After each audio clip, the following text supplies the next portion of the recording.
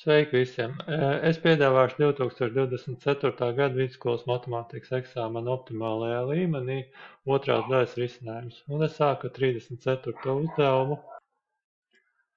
Dots šāds attēls, es pat nelasīšu to tekstu, te jau principā jau tas teksts ir sazīmēts. Un es te drusciņi vajadzētu papildināt zīmējumu. Tas, kas ir redzams uzreiz, te ir 80 grādi, tāpēc, ka šitie 10 plus 80 viņiem kopā jābūt ir 90 grādiem. Nedaudz grūtāk saskatīt, te ir 3 stūris, kuram ir 2 leņķi zināms, nozīmēs arī trešo var noteikt. Kopā jābūt 180 grādiem, noņemam no 80 grādus un vēl 52 grādus, tad paliek pāri šeit 48 grādi. Nu, vēl citus leņķus te noteikti izrēķināt būs sarežģīti, jo te vairs nekādu leņķu nav doti. Vienīgais, kas var kaut ko vēl piezīmēt klāt kaut ko, bet pagaidām es mēģināšu iztikt ar to, kas ir. Un es tad pārzīmēšu šito te bez teleskopiem, bez eglēm, bez šitiem te visiem. Vēl te rekur bija mala dota.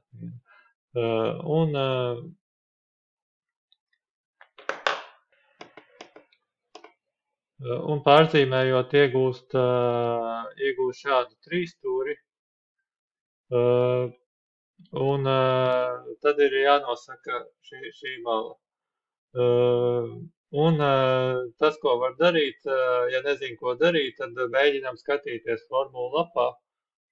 Varbūt, ka tur ir kaut ko var mēģināt no turienes atrast. Un šeit ir tēma trīsstūris, un šeit ir divas tādas sakarības. Vispirms par kosinus teorēmu. Kosinus teorēmā iekšā ir visas 3 malas un viens leņķis iekšā. Diemžēl problēma tāda, ka zinām tikai vienu malu, tas nozīmēs, ja visu saliks to iekšā, tad būs jebkurā gadījumā viens vienādojums ar 2 nezināmajiem, tas mums nekā īsti labi nedara. Un tad ir sinus teorēma. Sinus teorēmā mums visi leņķi ir zināmi, līdz ar to tur viss ir labi, un ir arī viena mala zināma. Būtībā var izmantot tikai šito te sakarību bez tā trešā. Un tā kā viena mala jau ir zināma un otra jārēķina, tad beigās iegūs vienādojumu, kur būs tikai viens nezināmais, kad saliks te iekšā sinus teorēmā visu kā vajag. Un tad iegūst šādu vienādojumu, kad saliek iekšā pareizos leņķus, pareizās malas. Un šito var rēķināt daļa vienāda daļa, tad var izmantot proporcijas īpašību, krustiniski rēķināt. Tā kā te parādīts, tas nozīmēs, ka x reiz šitas sinus būs vienāds ar šitāds sinus reiz tā mala. Un es uzreiz jau izlaidu starprezultātu, beigās sanāk, ka x būs vienāds ar šitādu, un to jau var vienkārši savadīt kalkulatorā, un rezultātu kalkulators izdos šādu rezultātu. Vienmēr, kad ir rezultāts ģeometrijā paskatāmies mērvienības, tur bija metri, neaizmirstam to, un šajā gadījumā tā kā bija kalkulatora, vienmēr jāpaskatās, ko tur uzdevumā prasīja, ko vajag nopaļot. Te rakstīts rezultātu vajag izteikt precizitāti līdz 10 daļām, tas ir. Starprezultāti, es šajā gadījumā iztiku bez, bet teorētiski es varēju šajā vietā jau likt uzreiz iekšā tos izrēķinātos sīnus un likt iekšā, un tas būtu jānopaļo līdz 1000 daļām tie sīnusi, kas tur sanāk. Un uzdevums ir pabeigts. Tā kā otrajā daļā ir atvēlēts vairāk laika uz vienu uzdevumu, tad es ieteiktu arī pārbaudīt tiem, kas pretendē uz maksimālo punktu skaitu vai uz daudz punktiem otrajā daļā. Un viena lieta, ko var darīt ģeometrijā, bieži vien var uzzīmēt precīzi. Šeit tiešām te var to trīsstūrīt uzzīmēt precīzi 12,9 centimetri, ja mēs viņu zīmējam rūtiņu lapā. Un tad šitiem te piezīmēt pareizi, tā kā tos leņķus uzlikt pareizi. Un tad, kad tas ir izdarīts, tad pēc tam tur vienkārši šitā te velk to līniju, cik tālu, kamēr viņas tur sajiet kopā. Un, ja uzzīmē precīzi, tad arī X varētu jau vienkārši nomērīt ar lineālu un pārbaudīt, vai tiešām ir tie aptuveni 12,7 centimetri, ja mūsu uzdevumā tie būtu metri. Un te var arī vēl ko var pamanīt, ka šitie divi leņķi ir ļoti līdzīgi viens otram. Tas ir gandrīz vienāds trīs stūrs, tāpēc, ka divi leņķi ir gandrīz vienādi, un tas nozīmē, ka attiecīgi šitām malām vajadzētu būt ļoti, ļoti tuvu vien otrā, un tā arī ir 12,7, 12,9, tas arī ir ticami. 35. uzdevums no otrās daļas. Ir dots, ka objekta temperatūra T mainās pēc kaut kāda likuma. Šāda likuma, kur T vide temperatūra ir dota, T nulīte ir dota, un tad tos jau varēs uzdevumā likt iekšā. Un ir teikts, ka objekta sākotnējā temperatūra samazinās līdz 38 grādiem. To ir nedaudz grūtāk uztvert, bet tas ir domāts, ka tā beigu temperatūra, tas T no T, būs tie 38. Tas nozīmē, ka šeit būs vienādojums ar vienu nezināmo, kad es salieku tur visu iekšā. Tad sanāk tā, un tad būs jāprēķina tas laiks. Tad, protams, sākumā vajadzētu vispār vienkāršot visu, te var kaut ko atņemt. Vēl tas, ko var izdarīt, šo 35, to var aiznest uz otru pusi. Var darīt tā, ka sākumā rēķinam tā kā šito visu kopā rēķināsim, un tad jau domās tālāk, ko tur darīt. Un tad tas tiek izdarīts sākumā, tik iegūt šāds, un tad jātiek vaļā no tā 60. Tad tā kā lineārā vienādojumā abas vai puses dala 60. Un tālāk ir šāds vienādojums. Un visvienkāršākā metode būtu dabūt abās pusēs vienāds bāzes. Šajā gadījumā bāze 2,4, otrā gadījumā varētu dabūt 2,4 kaut kādā pakāpē, un tad tās bāzes vienkārši sviest nost. Un ja tas nestrādā, tad vienīgais variants, ko vēl var darīt, ir jāzina vienkārši, kas tas tāds logaritms bija. Un šeit ir maliņā uzrakstīts, ja mums ir dots kaut kas kaut kādā pakāpē vienāds ar B, tad te var šito visu var šitādā veidā pārrakstīt, ka mēs X-u to pakāpi rakstām šeit, bāze, kas ir šeit, viņi ir arī logaritmam iet kā bāze, un savukārt šitas rezultāts, kas tiek kāpinot kaut kādā pakāpē, tas ir tas logaritmējamais, ja mēs viņu pārrakstam šitādā formātā. Un šito gan vajadzētu, to var teorētiski atšifrēt no formulu lapas, bet to vajadzētu tiešām katram saprast pirms eksāmena. Un ja tas ir, tad tā arī tagad varam rīkoties. Un šajā gadījumā, līdzīgi kā tur man pa labi uzrakstīts, es tagad ņemu šito te, kas ir pakāpe, līdzīgi kā šeit X tiek uzcelts šeit, un tagad tas patās. Visa šitā te pakāpe tiek pārlikta šeit, šitā bāze 2,4 viņa arī ies rekur kā bāze, un šitas te logaritmējamais, šits aiziet kā logaritmējamais. Un šitādā veidā tiek pārrakstīts, jo mērķis ir, tā sakot, tikt vaļā no tā, ka tas nezināmais ir kaut kur pakāpē, un tas ir veids, izmantojot logaritmu definīciju, kā to var izdarīt. Kad tas ir iegūts, tad vajadzētu, tā sakot, vēl, lai tiktu līdz tam T, vēl jātiek vaļā no mīnus 0,2, un vieglākais, kā to izdarīt, pareizi abas puses ar -5, jo tad reizinot šito te ar -5, tad iegūs koeficientu priekšā vieninieku, ja vieninieku varēs arī nerakstīt, vienkārši būs T.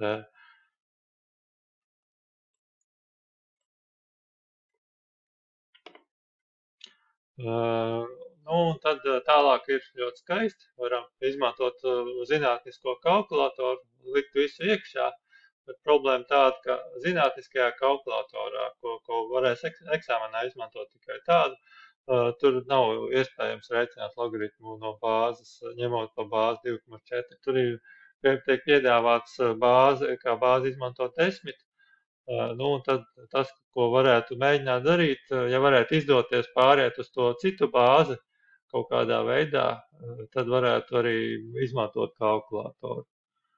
Nu, un tad, ja nezinu, ko dara, nu, tad kā parasti dodamies uz formulu lapu, un formulu lapā ir te ļoti maz ir pa logaritmiem kaut kas, un te ir tāda ļoti, ļoti skaista sakarība.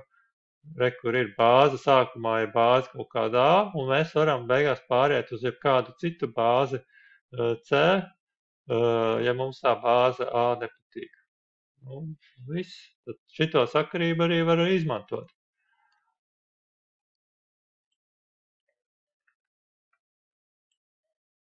Un beigās iegūst pārējot uz citu bāzi. Pirmkārtām to -5 vispār neaiztiek, to es rakstu priekšā. Un tad, tad šeit nedaudz var pakomentēt to formuliņu. Es pārēju no bāzes A uz bāzi C. Tas ir šajā gadījumā vajadzētu 10, lai varētu kalkulātoru izmantot. Un tas nozīmē, ka izmantojot pēc tās formulas, sanāk tā, ka tas 2,4 tas pāriet šeit, un 1,20 tā uzies šeit.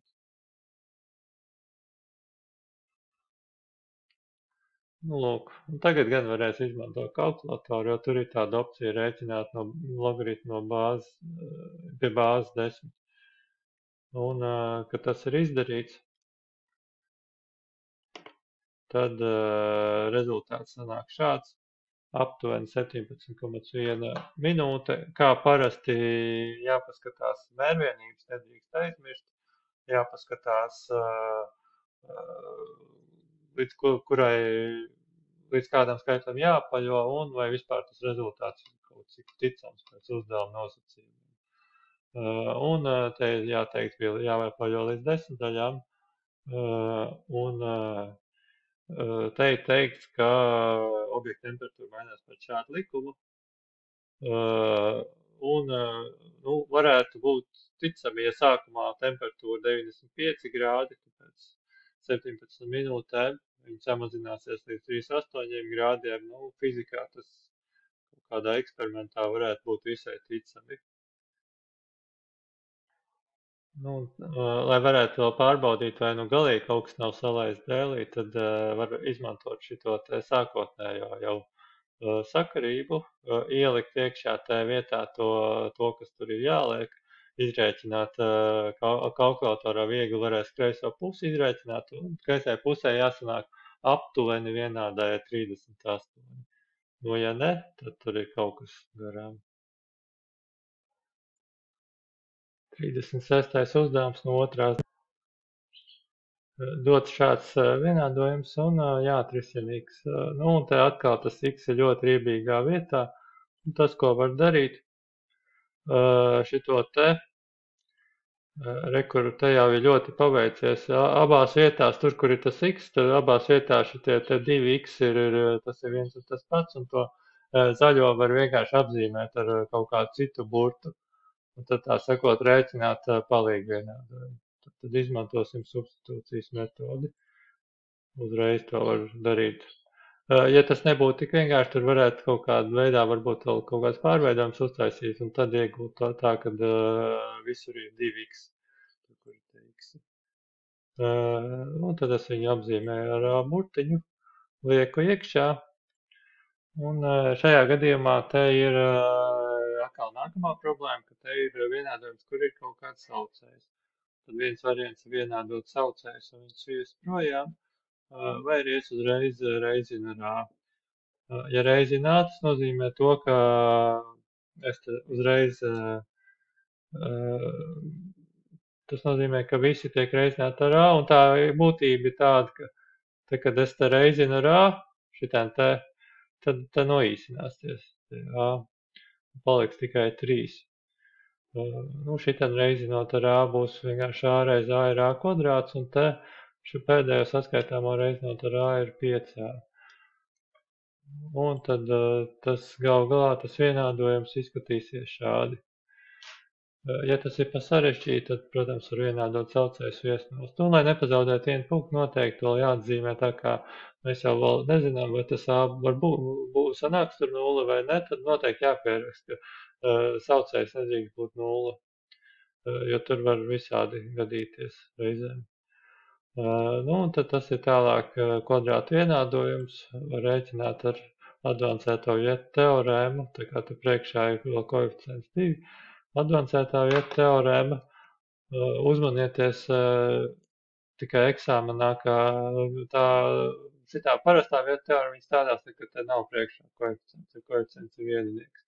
Advancētā vietu teorēma tie, kas ir meistarīgāk, var to izmantot, vai arī tad ir jāatcerās diskriminanti un var ar tiem rēķināt.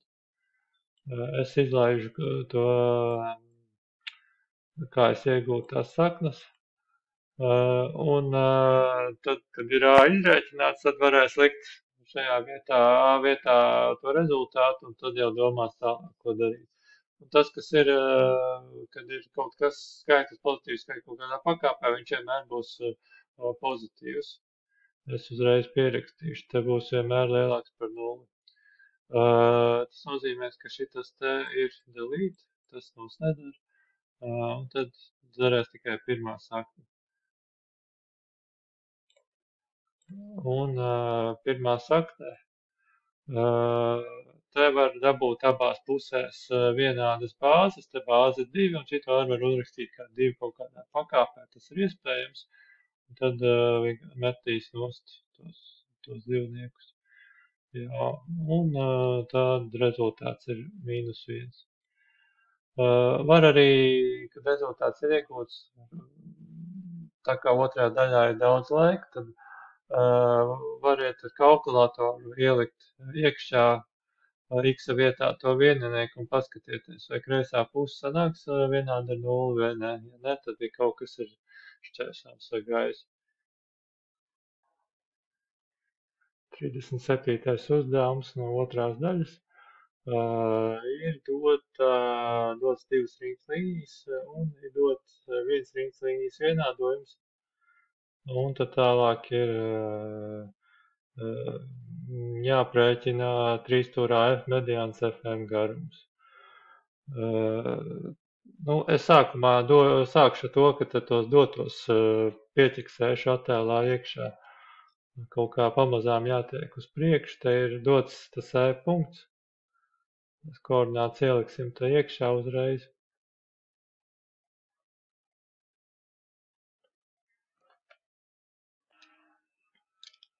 Vēl te ir dots punkts F.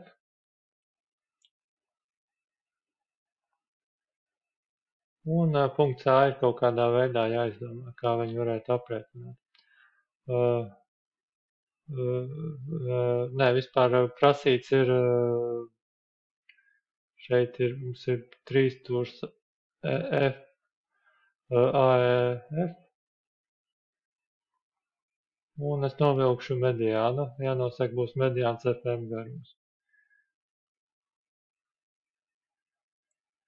Es apto, nu, tas nozīmē, ka šitas dalās uz pusēm. Un mediāna, jā.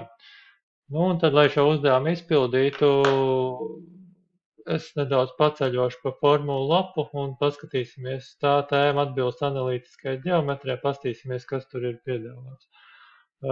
Tas, kas ir piedāvāts, te ir iespēja, ja ir doti 2 punkti, tad ir iespēja noteikt vektoru garumu pēc formulas. Mums jānosaka mediāns FM garums, mēs vienu punktu zinām, otru nezinām. Nu, tad kaut kā būs jāizdomā M punkts. Tas, kas te vēl tiek piedāvāts, tepat nākamā rindiņa, nav tālu jāskatās, tiek piedāvāts, kā var noteikt, ja ir dots kaut kāds nogrieznis, kā var tā viduspunktu noteikt. Būtībā tas M ir A un E viduspunkts. Līdz ar to, ja varētu atšifrēt, ar ko ir A vienāds, tad varētu izdomāt pēc tam, ar ko ir M vienāds, un tad beigās varētu izdomāt nogriežu FM garumu. Ļoti jauki. Tad tas ir jāizdomā beigās, ar ko ir jāvienās. Un kas tad bija A? A bija teikt, ka tas ir riņķa līnijas centrs, un riņķa līnija šādā veidā tiek rakstīta.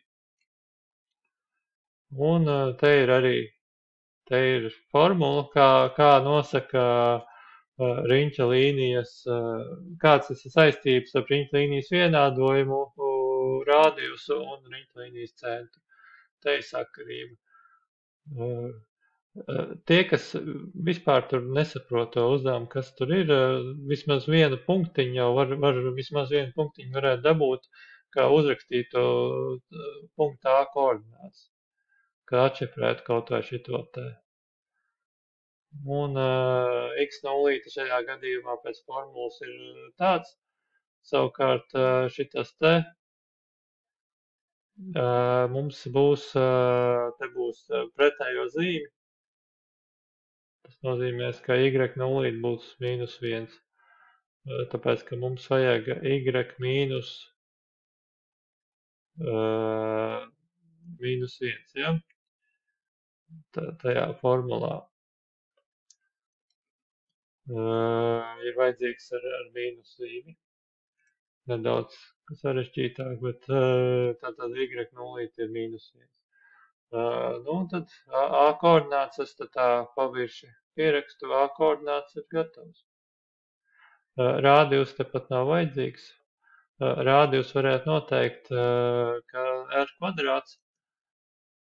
Tas nozīmē, ka to četrnieku varētu uzrakstīt, 4 var uzrakstīt kā 2 kvadrātā, jeb tas būtu r kvadrāts.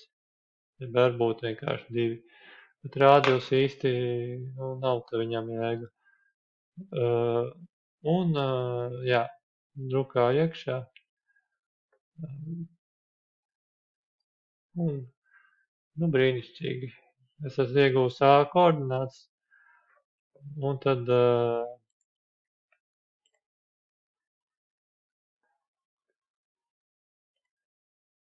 tas izskatīsies korektā pierakstā šādi. Es norakstu no formula lapas tur līnijas vienādojumu. Un tad tā. Varbūt var arī starp rezultātu vēl nedaudz pierakstīt. Par to jau būs eksāmenā kaut ko jums iedos, kādus punktus. Tad ir jānosaka nogriežņa AE viduspunkts, tas ir šitas te. Un to jau es, to formulu lapā jau tas atradās, ir jāprot darbs ar formulu lapu, jānosaka punkts M. Pēc formulu lapas tas bija tā kā katrs koordināts vidējā vērtība. C vietā mums ir M. Un tad to izrēķinot, galvenais nesajaukties ar zīmēm, un tad būs gatavs. M koordināts būs -1 un 1. Ielikšu arī šeit attēlā.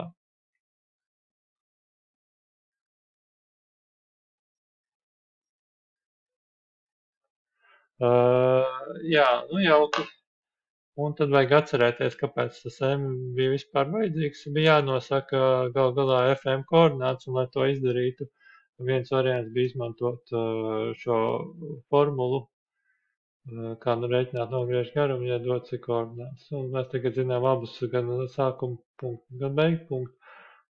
Liekam iekšā skaitļus un skatāmies, kas tad tur gal galā sanāks. Nu, šeit vienīgi problēma tiem, kas tādi slinkāk rēķinātāji, ka kalkulators tā nepalīdzēs. Nē, nu palīdzēs. Kalkulators palīdzēs līdz 50 varēs izrēķināt, ka iegūt, ka zem saknes būs 58. Un tas arī paliks zem tās kvadrāta saknes, jo te nav teikts, ka kaut kas būtu jāapaļo vai kaut kas, un tāpēc nevajag riskēt, izaicināt likteni, tad te var vienkārši atstāt zem kvadrāta saknes. Ja būtu teikts, ka apaļot līdz kaut kādam skaitlim, tad ar kalkulātoru varētu izrēķināt kvadrāta sakni. Un tā būs arī atbilde. Un tie, kas pretendē uz maksimālajiem punktiem vai tuvu tam, Te drusku lielāka meistarība būs vajadzīga, bet var arī kaut kur melnrakst vai kur uzzīmēt to zīmējumu precīzi. Vienīgais tas, ka ir tiešām vispirms jānosaka uzreiz tās A koordinātas, un tad viņas atliek kaut kur rūtiņu lapā, tos punktus atliek precīzi, un tad tā sakot ar lineāli vienkārši paskatās, ar ko ir vienāds FM, un tad salīdzina. Bet tur ir drusciņi vajadzīga meistarība. Tad, kurš ir ātrs, tik var mēģināt pārbaudīt. Jo var gadīties neuzmanības kļūdas kaut kur. 38. uzdevums ir dot izteiksme, un tā jāpierāda, ka izteiksme būs pozitīva visiem x-iem. Vispirms vajadzētu sākt ar to, ka doto izteiksmi vajadzētu kaut kādā veidā vienkāršot, un tad jau domās tālāk. Un darbību secība matemātikā prioritāte ir vispirms iekavai, šeit ir šīs divas daļas un daļu starpība, un kaut kādā veidā jāatņem šīs divas daļas. Un es, lai būtu vienkāršāk uztvert, es sākšu to, ka es uzrakstīšu kaut kādas daudz vienkāršākas daļas, kur nav x. Piemēram, 3 ceturdaļas mīnus 1 trešdaļa, un kā te rīkojās, vienmēr vajag ja ir kaut kāda jāskaita daļas jāatņem, vajag vienādot saucējus. Kopsaucējs būs 12, tad iegūstam augšu apakšu reizin ar 3, iegūst 9 12, mīnus 4 12, saucēji vienādi, tas nozīmē, ka var likt visu uz vienas līnijas, un tad atliek tikai saskaitīt skaitītājs, šajā gadījumā ir starpība. Un tieši tāpatās arī šeit rīkojās, tikai šeit būs tā, ka šitādi vajadzētu tiem, kuriem tas nav tik viegli uztverams, vajadzētu ielikt iekavās šitos te. Un šitas būs viens reizinātājs x mīnus 2 un x mīnus 1 būs otrs reizinātājs. Un tad līdzīgi kā šajā piemērā, kopsaucējs būs šo abu reizinātāju reizinājums. Te būs reizi iekavās noteikti x mīnus 1, un šeit mums būs tas otrs reizinātājs. Tad līdzīgi kā šajā gadījumā, ja šeit kopsaucējs ir 12, te kopsaucējs būs x mīnus 2 reize otra iekava x mīnus 1. Un tad rezultātā ir iegūts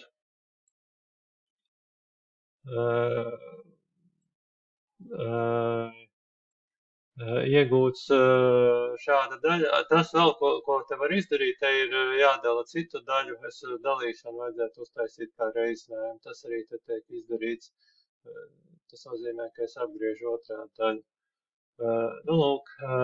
Šeit ir svarīgi tas, ka vajadzētu likt tiešām iekavās x mīnus 2 ar x mīnus 1, lai nav pārpratumi.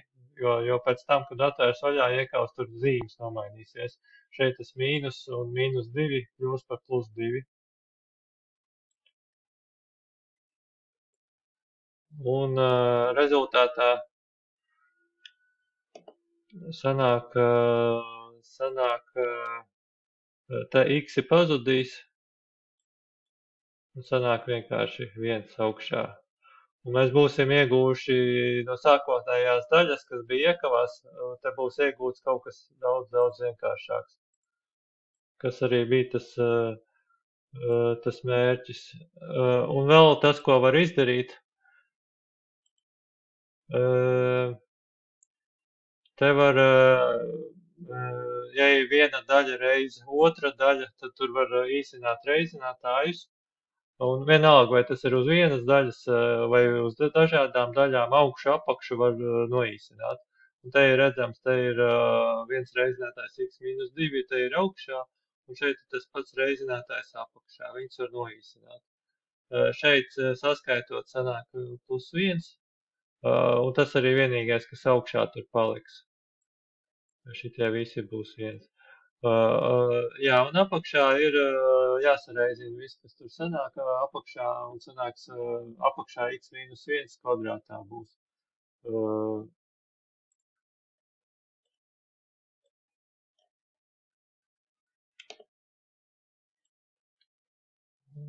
sanāk šādā izteiksme.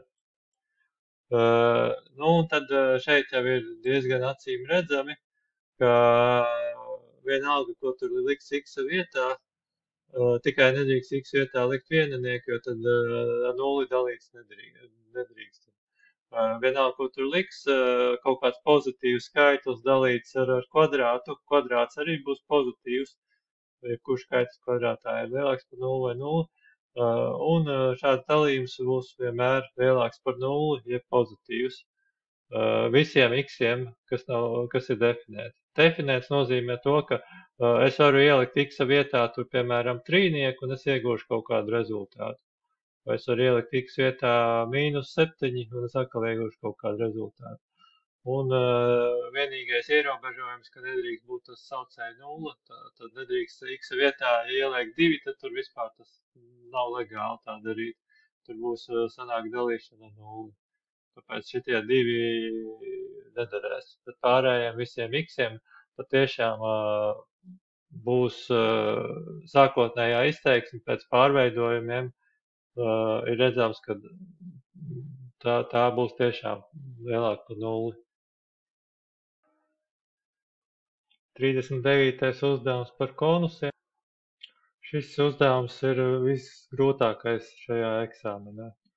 Un te ir dots tā, ka ir pirmais konus, kam ir kaut kāds rādījus, un katrs nākamais konus veidojās no tā, ka rādījus tiek samazināts 2 reizes.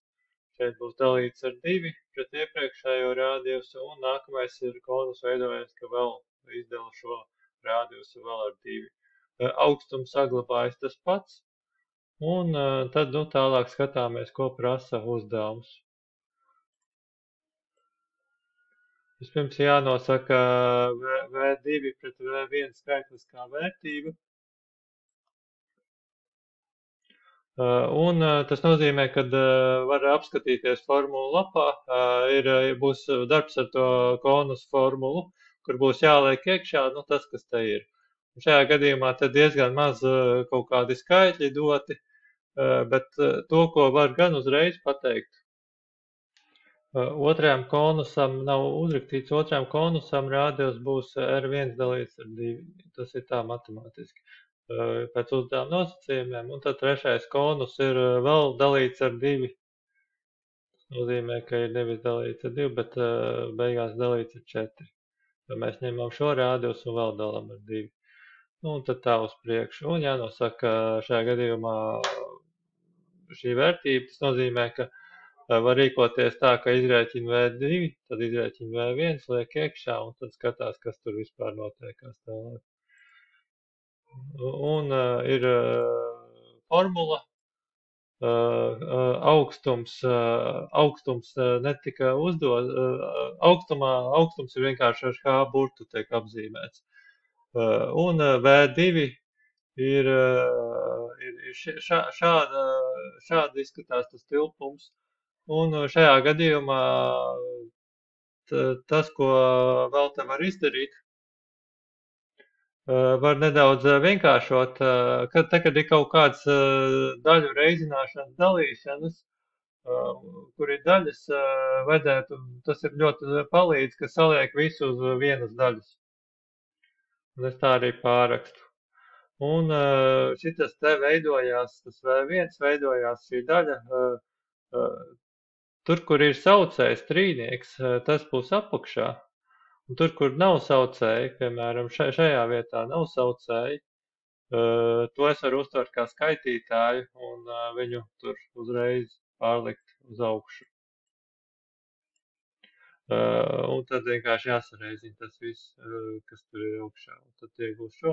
Un šeit ir nedaudz sarežģītāk, te jāatver vēl vaļā iekaust, tas būtu katrs te jākāpina kvadrātā, tas nozīmē R1 kvadrātā un apakšā 4. Un saucējs 12 rodās no tā, ka te ir trīnieks saucējā, te būs tas četrnieks saucējā, vairāk nekur saucēja nav, tāpēc 3 reiz 4 12. Un vispārējais 1 reiz pi reiz R1 kvadrātā reiz kā, tie visi, tos mēs varam visus pārlikt uz skaitītājiem. un tāpēc ir šāda izteiksme. Un tad, kad tas ir izdarīts, tad ir jānosaka šī V2 pret V1 vērtība. Vēl neliela piebilde, ļoti bieži, ne bieži, bet gadās, kad ērtāk ir izmantot šādu pierakstu. V2 dalīts ar V1, tas ir viens un tas pats, vai raksta daļu, vai raksta to. Un to vajag paturēt galvā, jo tad, kad te liks V2, V1 iekšā šitos te, tad sanāk daļa daļā, un tas ir diezgan neomulīgi tur var palikt. Tāpēc te būs ērtāk izmantot šādu pierakstu. Un tad skatāmies, kas tur tālāk notiekās. Un tad šeit ir daļa dalīts ar daļu. Tas nozīmē to, ka viss šitas te mums ir vienkārši jāpārveido par reizinājumu, un to var izdarīt griežot vienkārši otrādi skaitītāja saucēju.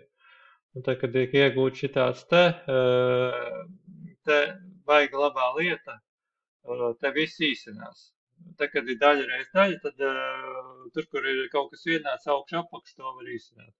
Te, piemēram, šitas ir augšā, šitas ir apakšā, varam noīsināt, kā arī īsinās. Un šitie arī viens ir augšā, otrs apakšā.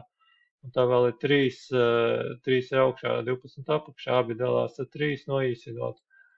Tas sanāk 1, un te noīsinot sanāk 4. Dalām gan to ar trīnieku. Un tā kā augšā vairs nekas nepaliek vairāk, tad tur ir vieninieks, un apakšā arī nekas vairāk cits tur nav, tāpēc tur ir arī četrnieks. Atbilde ir iegūta 39.1 uzdevumu. Un tad dodamies tālāk uz nākamo apakšu uzdevumu. Jānosaka 5. konusa tilpuma V5 skaitliskā vērtība. Un šeit gan būs jāizmanto šis te būs jāizmanto, ka mēs zinām V1, un tad varētu pēc tam noteikt kaut kādā veidā to V5. Un patiesībā jau 39.1 uzdevums pasaka jau to ideju priekšā, kā varētu tikt līdz tam V5. Un tur būs tā, ka šeit, ja mēs zinām V1, tad no šejienes varēs izrēķināt arī V2, un tie, kas ir attapīgāk, varbūt saskatīt, ka V2 patiesībā būs 4 reizes mazāks nekā V1, jo rekur te saucējā ir 4 reizes lielāks skaitlis nekā skaitītājā. Un patiesībā šī visa sakarība saglabāsies arī vispārīgā gadījumā, ka katrs nākamais tilpums būs 4 reizes mazāks. Tas nozīmē, ka V3 būs, var iegūt vienkārši dalot to V2 vēl ar 4, tad var iegūt V4 tilpumu, un tad var iegūt arī pēc tam V5 tilpumu, dalot to iepriekšējo tilpumu ar 4. Es nezinu, vai to īsti tā ieskaitēja 1 punkts, es īsti nezinu, vai te pietiek arī ar atbildi un pat nelielu aprēķinu, vai korektāk, un es nedaudz citu variantu te piedāvāšu. Var pieturēties pie šitā paša, tikai tagad varētu rēķināt 392 uzdevumam to attiecību V5 pret V1.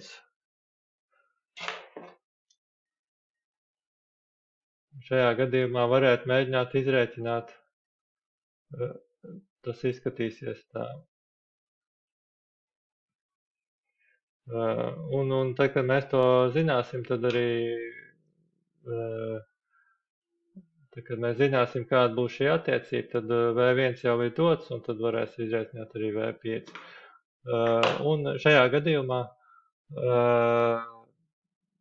tas, ko es varu piedāvāt, ir 5. konus, un es vienkārši izteikšu to rādījusu caur pirmo konusu. Un, varbūt tas būs 5. konus. Tas izšķirošais ir saprast rādījus, jo pārējais augstums jau būs tas pats. Tas ir tāds vienīgais, kas atšķirsies. Un var vienkārši mēģināt tā saprast, te ir 2, 4, te būs vēl dalīts, 4. konus būs vēl dalīts ar 2, tas būs saucējā būs 8. Tad, kad vajadzēs iegūt 5. konusam, vēl būs jādala 2, saucējs būs 16. 5. konusā būs šāds rādījus. Un tad līdzīgi kā 39.1. uzdevumam, es te likšu iekšā nevis to R1 dalīts ar 2, bet šito R1 dalīts ar 16. Un tālāk jau ir pilnīgi tas pats, tikai tagad tur, kur bija šis divnieks, tur būs kaut kas sarežģītāks.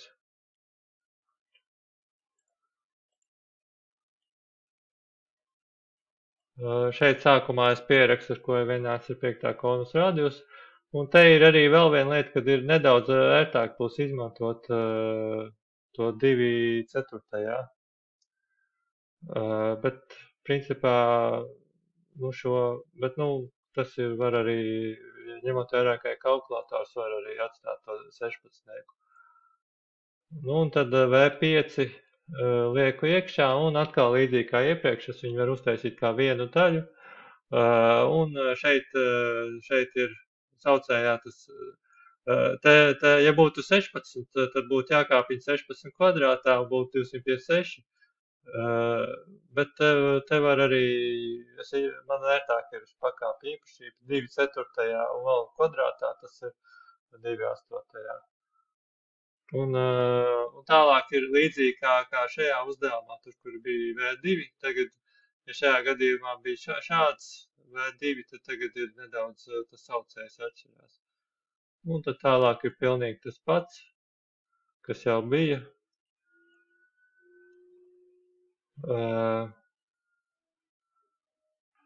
Šeit es izlaižu starp rezultātus, es iegūstu, ka V5 pret V1 ir šāds skaitlis.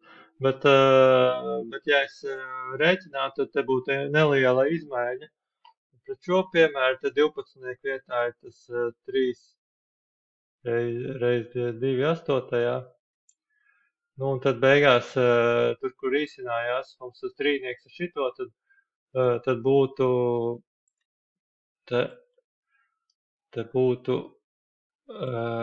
te apakšā būtu jānoīsina, te būtu nevis tas 12, bet 3 2/8, un tad 3 īsinot ar 3 noīsināsies, un tad paliek tikai tas 2/8, un te būtu nevis 4, bet 2/8.